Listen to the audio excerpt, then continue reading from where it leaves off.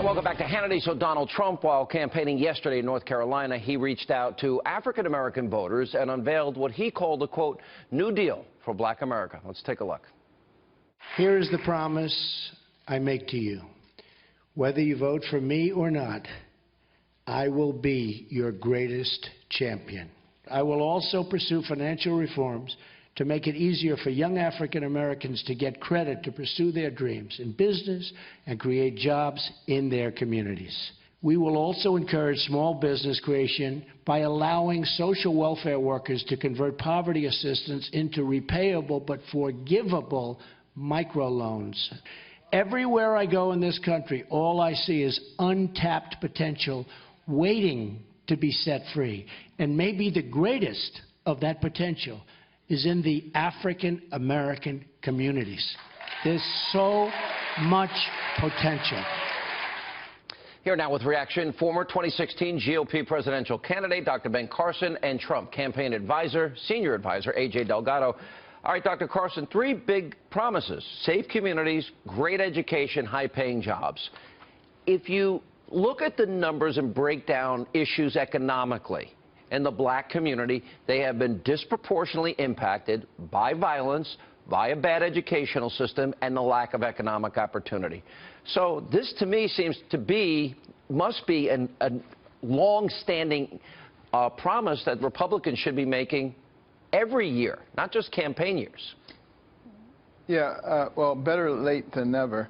The Republican Party has been tardy when it comes to focusing on the downtrodden communities, you know, both on the inner city, some of our rural communities. And whenever I talk about that with Donald Trump, he gets very animated from the very beginning. And he understands that these communities are vital to the health of our nation. And you can't have a successful nation without this. But some of the keys are a good education, because that changes the trajectory of one's life. Well, that's what your mother did for you. Opportunities. Dr. Carson, your mother Absolutely. took you off the streets and your friends, and she said, you got to read, you've got to study, and took away your games and your TV, and, you know, look at what you became, one of the best surgeons in history. Well, it really differs from what the Democrats have offered. You know, they say, I'm going to give you this housing subsidy, I'm going to give you free health care, I'm going to give you food stamps.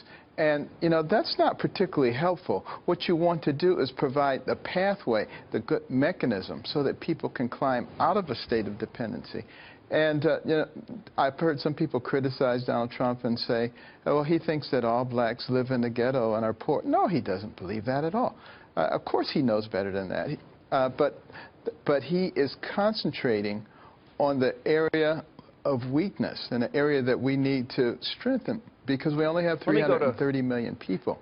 If you look at the 8 Obama years, and I talk about the horrible economic statistics, doubling of the debt, 1 in 5 American families, nobody's working, 13 million more Americans on food stamps, 8 million more in poverty.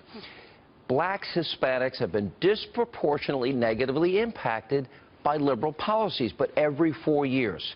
Inner city America, in come the Democratic Party, we need your votes, and by the way, those wascally Republicans, they're racist, don't vote for them. Right. Same strategy, no impact in their lives. Right, and what we're most hurt by is illegal immigration. Working class African Americans and working class Latinos, we're the ones that are disproportionately negatively impacted by it. I wrote about this 2.5 years ago in National Review. It's African Americans that are the victims of amnesty when they see higher competition for jobs, lower wages because of illegal immigration. So I don't think there's been enough attention paid to the fact that Donald Trump's platform really is, for that reason alone even, a pro-African American platform. This is the key question then why every 4 years? Disproportionately. Now, there was a Rasmussen poll out October 25th. Trump has 16% support from black Americans. Okay, almost triple the amount that Mitt Romney had. But why still such a low number?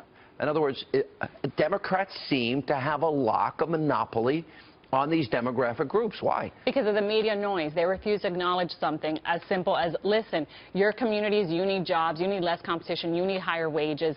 Amnesty is what's hurting you. Business regulation that Donald Trump wants to do away with is what's hurting you. Bad trade deals are what's hurting you. So when you vote Trump, you're voting for yourself. A vote for Trump is a vote for helping the African-American community. That's a fact. That's indisputable. What do you think, Dr. Carson? You look at all these polls. We see all these balls up in the air right now, WikiLeaks, more Project Veritas. My question to you is, do you believe these polls are wrong? Do you think there's going to be a Brexit effect? Do you think there are people that won't admit they're going to vote for Donald Trump? You're out with them on a pretty regular basis. Yes, I do believe that the polls are skewed. You know, one of the polls last week, I think it was ABC, had Hillary 12 points ahead, but they only polled 29% Republicans. If they polled 29% Democrats, they'd have a very different number. And they tend not to talk about, you know, IBD and Rasmussen and the ones that look good for Trump. And that seems to be universal amongst the mainstream media. And I think a lot of people, and particularly in the black community, if you ask them who they're voting for, they're not going to say Trump because, you know, they don't trust you. They don't know who you are. And there's such negative ramifications for them. And in the white community, they frequently don't want to say it because if you vote for Trump, you're a racist. That's the narrative that's been put forth. Of course, it's full of crap, but that's what's put forth out there. I love when you say full of crap. Now you sound like me. Your talk show host is in your future. What do you think, A.J.? Absolutely agree. Listen, there's an intimidation factor that people don't want to admit they're voting for Trump because the media has been so heinous in the way they've portrayed Trump supporters. So we're seeing it come out in Florida. Supposedly Clinton was up, and now we've seen in early voting it's Donald Trump that's up. That's proof positive right there that the polls are wrong. He's got to run the table, though. He's got to get Florida, Ohio, North Carolina. He's got to pull in, make sure he gets Utah, which is amazing, Arizona, Nevada, and then he's got to pick up, you know, a New Hampshire, including Indiana, and then he also has to get Iowa. It's a tough, he's got a... It's going to be tough, but it's going to get task. done. The people know he's our champion, and they're going to cast that ballot on November 8th. All right. Thank you both.